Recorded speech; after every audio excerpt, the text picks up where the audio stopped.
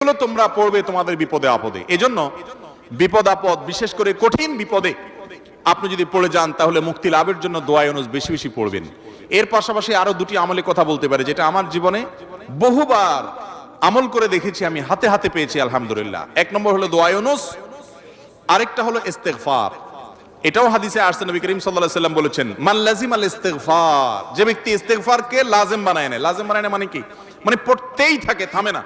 টয়লেটে গেছে তখন শুধু বন্ধ, খাচ্ছে তখন শুধু বন্ধ, ঘুমাচ্ছে তখন শুধু বন্ধ, আর সারাক্ষণ পড়তেই থাকে ইস্তেগফার। আস্তাগফিরুল্লাহ ওয়া আতুবু ইলাইহি, সাইয়্যিদুল ইস্তেগফার বা যে কোনো ইস্তেগফার, সবচেয়ে ছোট ইস্তেগফার আস্তাগফিরুল্লাহ আস্তাগফিরুল্লাহ। এটা যে পড়তেই থাকে, নবী করিম সাল্লাল্লাহু আলাইহি ওয়াসাল্লাম বলেছেন, তার যে কোনো বিপদ থেকে বের হওয়ার জন্য আল্লাহ তাআলা নিজে পথ দেখায় দেন। এমন ভাবে পথ দেখাবেন সে কল্পনাও করবে না।